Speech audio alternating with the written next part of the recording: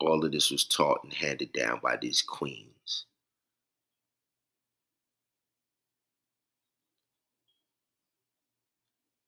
And my mother fought for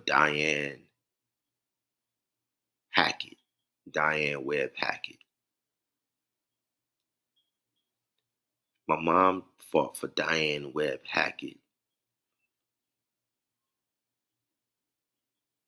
because as Diane Webb Hackett was leaving our family high school, Hamilton High, my mother was entering Hamilton High. 1966, 1967, Diane and Butch Hackett are leaving Hamilton High, the face of Hamilton High. Butch Hackett, the face of football, track, everything recreation in the whole. Listen, from when you dominate like Butch Hackett dominated, you're dominating on the world stage. Just like they went and found Jim Brown at the same time and O.J. Simpson, Butch Hackett dominated on the world stage and played right along with them. And then they had the nerve to try and act, when I say they, talking about state representatives and governors and all of them try to act like our people don't know that our great great grandfathers and them controlled those lands. That's why our great grandfather name on the street, name on the church, name on everything. Wilson, Wilson, Wilson, Wilson.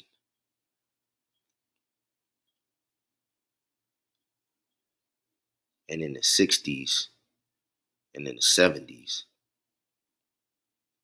they tried to take those corporations that they created over in Europe and they tried to take some slave trading forts and turn them into the headquarters of states. And then they started acting as if they controlled the country and that the laws across the land where they made their slave trade treaties in the courts of England and France that they apply here to these lands. It's like the Canaanites trying to be spies and take the promised land from the promised blessed people, Joshua and Caleb. This is what Europeans and Africans and Asians and them have done to you. They have reversed. They have looked at the biblical narrative and they saw how Joshua and Caleb, through the everlasting covenant with God, were given the blessings to take their lands. And they realize that if they can get you to worship their pagan sun gods, then obviously you do not still have the blessing to maintain your birthright and hold on to your lands. That's what they've done to you. They've gotten you to identify with black people from England and from France who were cursed by God for accepting a Roman Catholic Church's abomination that the Apostle Paul talked about when he was on earth.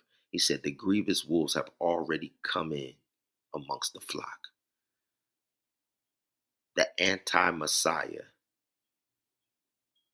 who killed the Son of God is now impersonating an angel of light and walking among us, trying to act like they worship with us. Paul told you, the same people that rejected the Son of God said, kill him and give us Barabbas. We want to worship Barabbas and the gods that Barabbas worked. The same individuals, when they saw that the people did not no longer wanted their paganism, They started coming in and act the same individuals that they saw slaughtering and worshiping Apollo and Zeus and all of them. Paul is telling you now these cats is running around here talking about they elders. Now these same individuals who worship in Venus and Aphrodite are these pagans, the same exact individuals.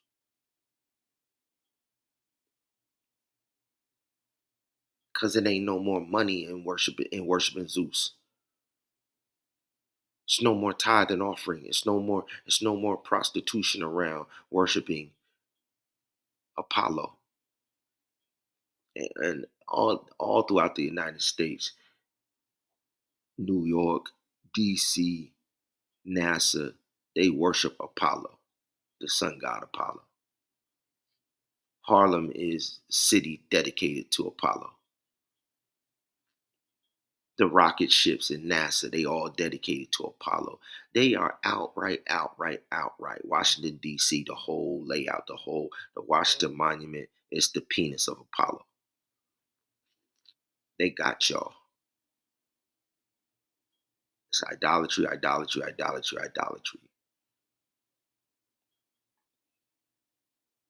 And Daniel said 600 years before God was born that the individuals who would not have to go through Armageddon, who would not have to go through the plagues of Revelation, the individuals that David testified in Psalms 91, who would be in the secret place, that after 2,300 days, you would cleanse the sanctuary of all abominations. You would heal the land, all of the land, and you would not be able to find a shrine, a pagan, a a a a corporation, a treaty, a any a rebel, a revolutionary. Nobody would survive. That is a military operation of judgment when you cleanse the sanctuary and cleanse the land of idolatry. That is when those in open rebellion receive the wages of sin from the judges and the ambassadors of God on earth. Daniel told you.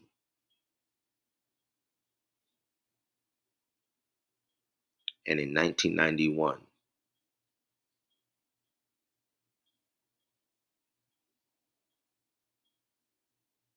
all of the pagans in the world know that those that claimed that they were God's seers were supposed to cleanse the sanctuary in 1991. And that's why pagans from all over the world started joining Christian churches in the 90s, because the only vehicle that had the wealth that the Catholic Church used to have is now the Christian church. There's no wealth in any of the religions of the West, of the East, but y'all still paying that tithe and offerings in y'all Christian churches. So all of the pagans, beginning in 1991, there's a book called Creeping Compromise. There is a book called Creeping Compromise, dropped in the 90s. There's a book called Behold the Pale Horse, written in 1991.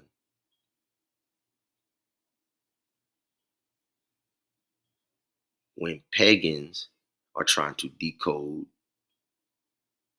the biblical prophecies, and when pagans are trying to reveal what's about to come down the pipe.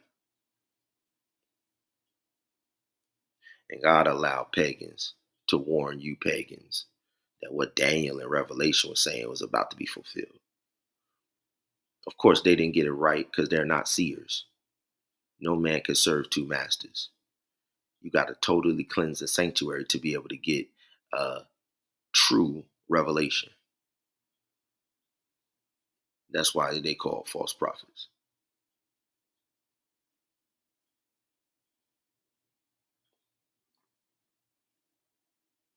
So because it's June 21st, 2024. The reason I have this up here is this is my Aunt Diane's legacy. My Aunt Diane Webb Hackett. I told you my mom fought and fought and fought. She entered a school, she entered a neighborhood that her grandparents dominated. And then the school that they've been going to, the high school in our neighborhood, want to act like the Webbs and the Wilsons, beautiful daughters, got to take a back seat to white cheerleaders just because of what? Because New Jersey was trying to front like New Jersey had control of. New Jersey ain't never had control of that state.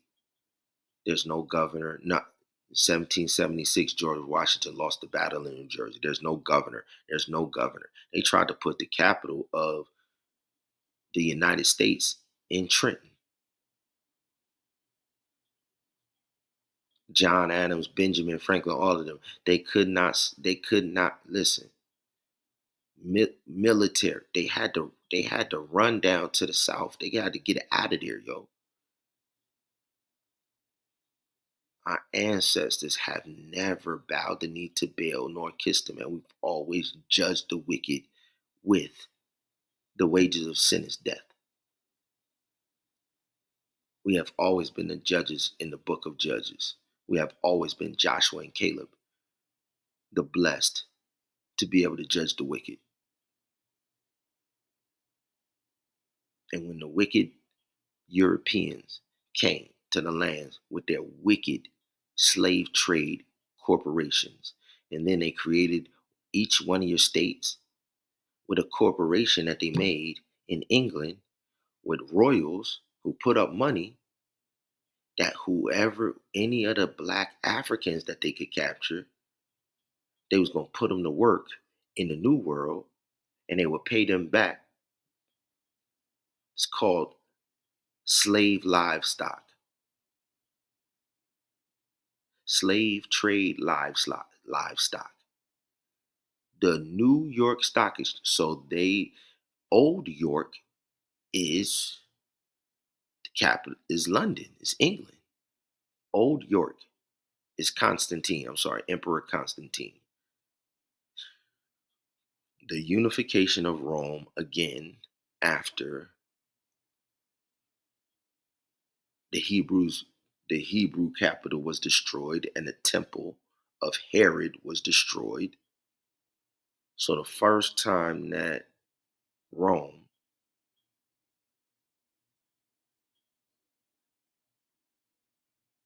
was going to have a political movement without the spiritual movement of the Hebrews. The Hebrews nation was destroyed in 70 AD. So Rome,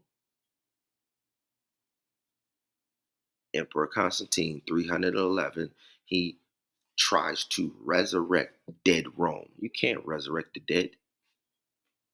Only the Messiah could resurrect the dead. That's blasphemy. That's blasphemy. So if you acknowledge Rome, you acknowledge Emperor Constantine as a god. If you acknowledge Greece, you acknowledge that Alexander the Great is a god, is your god.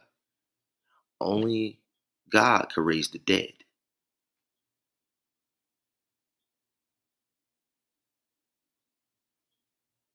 The US and the US Constitution is built on a fake claim that Emperor Constantine had the ability to resurrect Rome when God destroyed Rome and the Hebrews, for when he sent his son to him, saying, kill him, crucify him. Rome and Greece and the Hebrews died when the Son of God went into the grave. When the Son of God came out of the grave, they were forever wiped from history. Because he proved he is the Son of God. And for them to prove that their God has any power, then they have to be able to resurrect and come back to life. So when you resurrect Rome, you're saying you stand with Pontius Pilate, and you stand with Julius Caesar, and you stand with Emperor Constantine, and you stand with these popes, and that they have authority to raise the dead, and we're telling you that's blasphemy.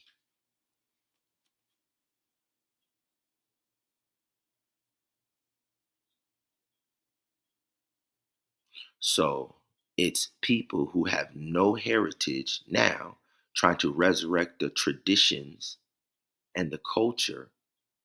Culture is hidden, occult, and dead. They're trying to resurrect the culture of dead nations because they don't have power today. So they want to resurrect a nation that they believe had power in that day. Rome didn't have power in that day. Our ancestors, the Assyrians, had Rome, Israel, all nations slaughtered. The people of Tarshish, the Apostle Paul, it says Saul of Tarshish. Jonah was sent to Tarshish. Tarshish was the greatest military naval nation and controlled the globe militarily. So when England created their navy, they erased the documents of the Assyrian Empire, and then they modeled their slave trade off of the ports and the maps that the Assyrian traders left behind. And then they put slave trade ports where the greatest cities of commerce. When they asked Jonah, Jonah asked, "What is the furthest city that I could go from Nineveh?" They said Tarshish, all the way on the other side of the world. And they were telling him, we sail between these points all day, every day. He was going just like y'all go to the airport to buy a ticket. The ships of Tarshish was just like the airport. Jonah is going to buy a ticket to jump on a plane, basically. And he said, "Where's the furthest plane ride that y'all got?"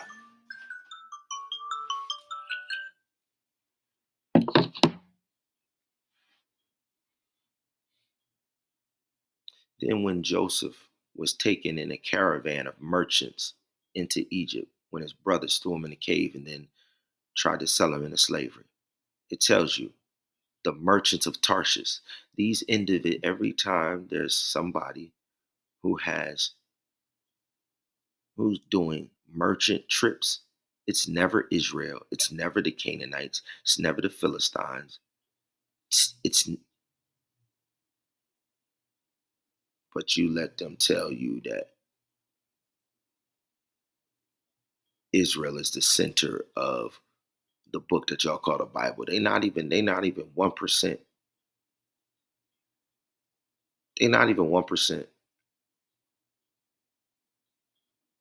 They are the main ones who consistently rebelled against God and always worshipped idols. That's what Israel is. That's what Abraham's seed is. It's the record of who is going to be judged for always choosing idol and Satan instead of God. So, for those of y'all who want the bar raised like the women in our family raised the bar so we would know who the one and only true God is. If you want to know who the one and only true God is, if you want women who will train their children to raise the bar no matter what anybody says around and what you're looking at are the offspring